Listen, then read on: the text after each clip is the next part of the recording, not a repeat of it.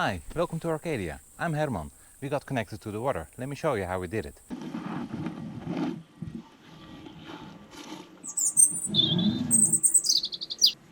In order to connect the water, we have to dig a trench of about 15 meters and it's gonna be 90 centimeter deep. It's quite a heavy job, so I recruited some help. So let's get to the bottom of it.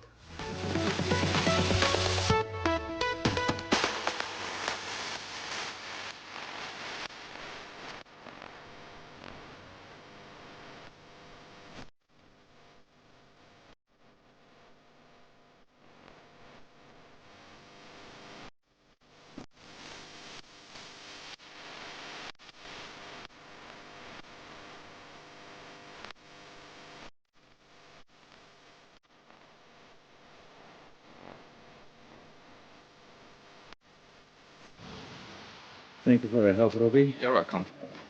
Thank you for your help, Jolo. No problem. The local plumber came, together with his assistant, to install the pipes from the street side to the kitchen. They used a jackhammer to make a hole to get the pipe through.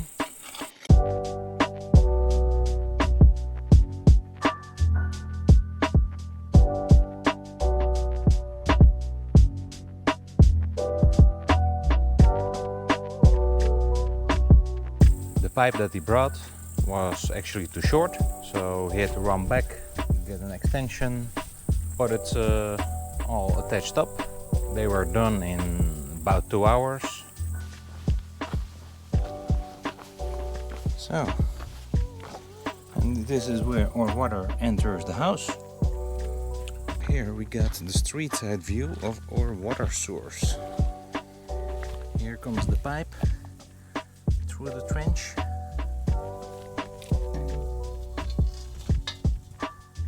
And there we go. That's our water. Yoo-hoo!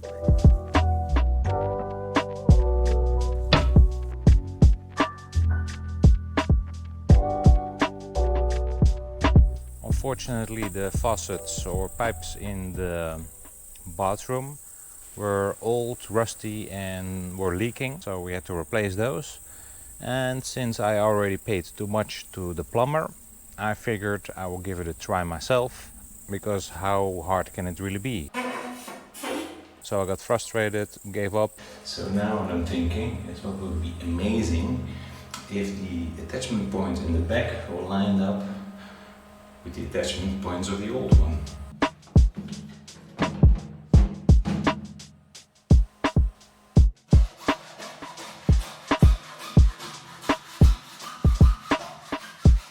So today we learned that not all toilet reservoirs are the same size. So don't cut your pipe before you measure. Nothing a little duct tape can't fix though.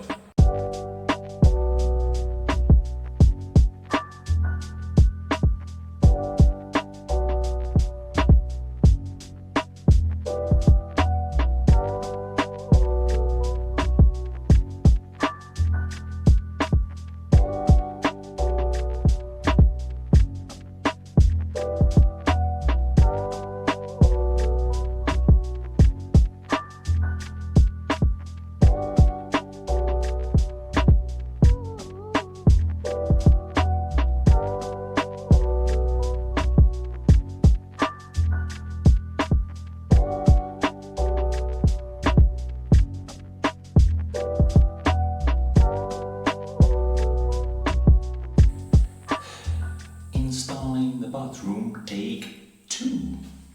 There was still a little bit of pipey thing leaking at the sink. I couldn't pull it off and replace it, so I ended up removing the whole sink from the wall. I took off the faucet, so went ahead and got a new faucet. The cheapest we could find, about €10, and the matching pipe that goes with it.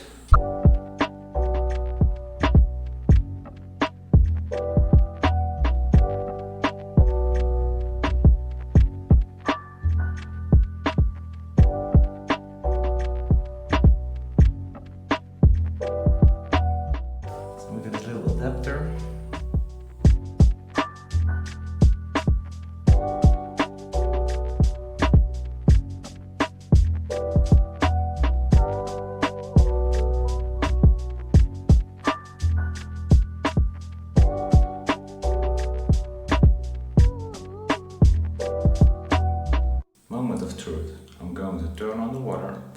Let's see how it goes.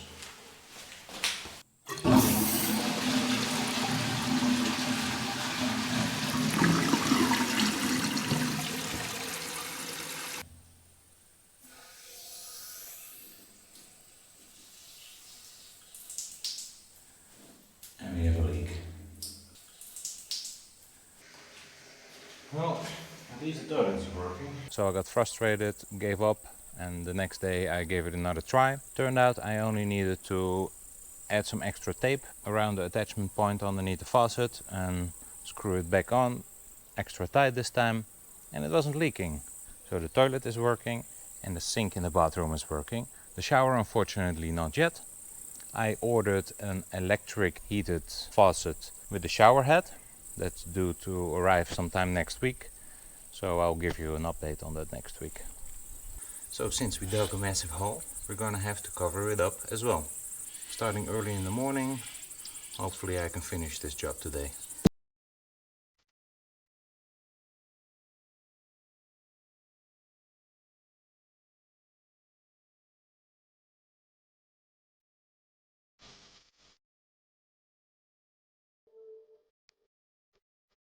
Making progress today. Oh, by the way, I got a hat. Just for the sun. Not some kind of fashion statement. Or maybe it is. Who knows? We opened up the side of the barn. The door was nailed shut. So we got the right tool for the job. And we broke it open. Alright, here we go. This is the moment where we see what's inside here.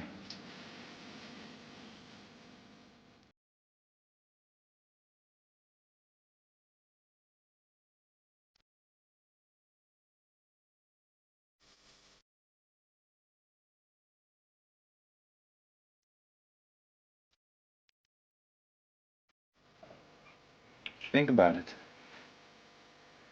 Could use some work. Yeah, it needs a little bit of love, huh? Yeah, lot. It was not as exciting as I was hoping it would be. There was not really much in there except some old leftover building materials, some spare roof tiles. So I was just digging up this old tree stump and look what I dug up. Look at this thing. It's huge. This is my thumb right next to it. We made a window in here. Not this window. That window.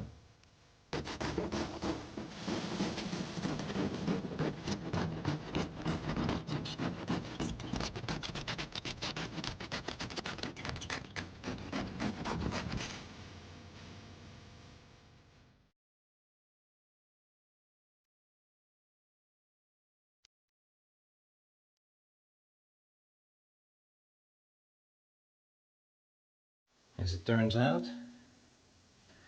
today is Flying Ant Day. These are red ants. They're leaving the nest and they're flying out, getting ready for the big journey. Here's another colony, almost completely gone already. One by one you see them flying off into the distance. Bye bye! I cleared up a little bit under the grapes. And then I gave this field here an additional trim. So the grass is nice and short and I can walk around with my flip-flops. I also met with the electrician, a pretty nice guy. He seems to know very well what he's doing. And next week he's gonna come together with the roofer team to remove the antenna thing from the roof. Put the electrical wire underground. It's gonna go up on the side of the house and then underneath the ceiling floor towards the main entrance, where we will have all the safety switches installed. We got a lot of OSB wood of 18 millimeters. It was supposed to arrive this week, but we tried to arrange that it would be delivered only next week. What are we gonna do with it? We're gonna build the roof, I think. The roofing team unfortunately was not able to make it this Thursday already, so they're only going to start after the weekend. And I thought we would have to unload the OSB sheets manually. Quite a heavy job because we ordered 70 sheets. Fortunately, we had a very happy truck driver with a crane on the back of the truck. He backed up the truck like it was nothing, unloaded it right in the place where we wanted it. So that was a pleasant experience. So now we got the wood. We covered it up for the rain, just in case. OSB should be pretty much weatherproof. It's also a bit more out of sight this way, just in case somebody feels frisky and wants to borrow a couple of sheets.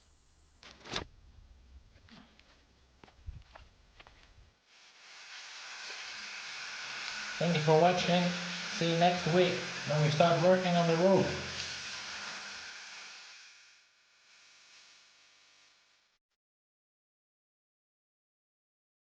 By the way, last week I promised we would have a look at roof tiles coming down the slide. Well, since the guys didn't start working this week and only start after the weekend, here's a little teaser of it.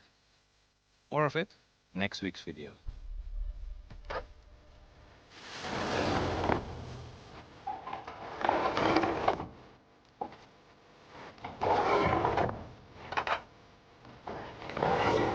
See you next week.